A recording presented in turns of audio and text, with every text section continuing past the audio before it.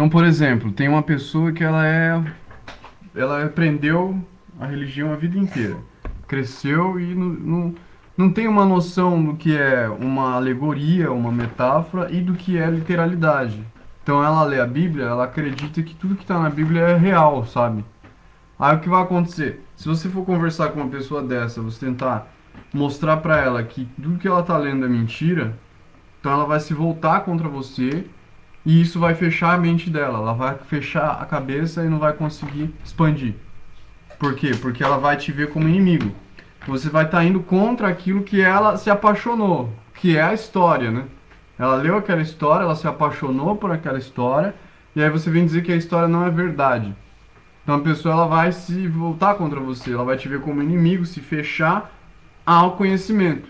Ela vai ficar presa, entende? Então a tentativa de libertar a pessoa pode ser na verdade, como uma aterramento. A gente acaba afundando mais ainda. Então aí seria interessante o quê? Seria interessante você tendo conhecimento sobre a alegoria, sobre a metáfora envolvida, e você usar essa metáfora para tentar ajudar a pessoa a compreender melhor o próprio conhecimento que ela já tem em si. Então ela já cresceu ouvindo a história, então ela já tem toda a história dentro de si.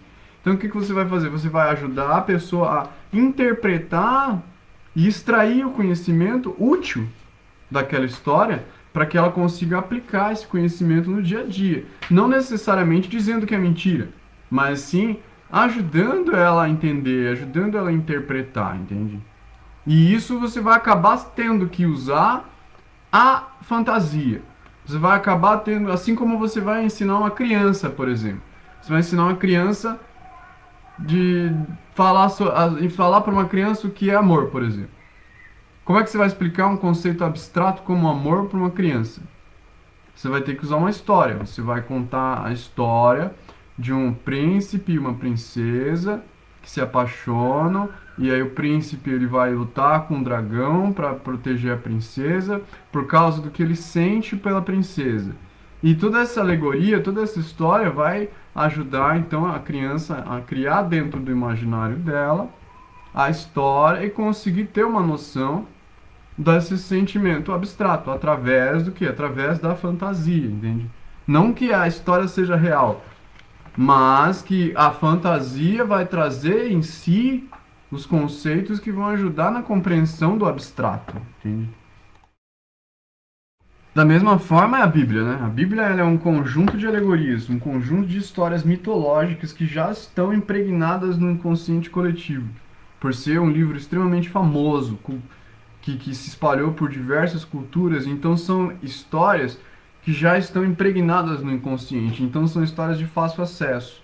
Então é fácil você usar uma história bíblica como um exemplo para descrever algo abstrato. Por exemplo, com a história de Davi e Golias, você usar a história de Davi e Golias, que era um moleque que enfrenta um gigante, para você explicar e compreender a coragem, por exemplo, que é um conceito abstrato. Então você vai usar a história da Bíblia para entender, ajudar a entender o que é a coragem, por exemplo. Então, você pode usar várias histórias para compreender diferentes conceitos. E o tarô ele funciona da mesma maneira, do mesmo jeito. Por isso é tarô e Torá são escreve igual. Se você estudar Kabbalah, você vai ver que essas relações aparentes entre as palavras têm fundamento. É que é uma relação cabalística. Porque as palavras elas têm relação, todas elas. E essas relações vão se moldando conforme a relatividade entre uma palavra e outra. E Torá e Tarô se escreve da mesma forma.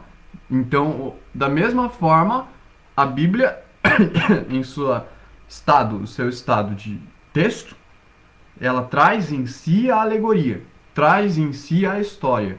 Da mesma forma, o tarô, em suas imagens, que não vão utilizar letras, texto, porém vão utilizar formas, cores, imagens, desenhos, para fazer a mesma coisa, entendeu? Para descrever as mesmas histórias. Não exatamente as mesmas histórias, mas tarô também tem a sua história. E é dentro da história do tarô você consegue, então, interpretar e trazer o conhecimento de conceitos abstratos, da mesma forma que se utilizando a Bíblia. E você vai entendendo, então, aos poucos, que essa rota, que é a Torá, Tarô, Torá e rota, todos se escrevem da mesma forma.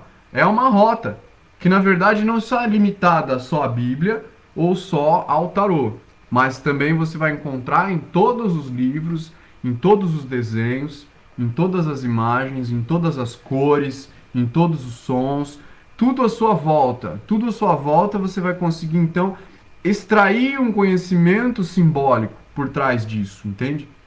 E usar ferramentas como a Bíblia, como o tarô, são métodos de desenvolvimento dessa faculdade. Faculdade de manas, faculdade de abstração, é o corpo mental abstrato, o quinto corpo.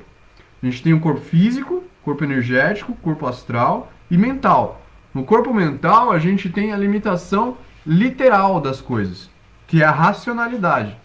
Para ultrapassar a racionalidade, a gente precisa fazer a relação alegórica, a relação analógica entre as coisas. Então eu, por exemplo, eu não sei o que é pedra, então eu vou pegar algo parecido com a pedra e vou me focar nas qualidades que esse objeto tem, que são semelhantes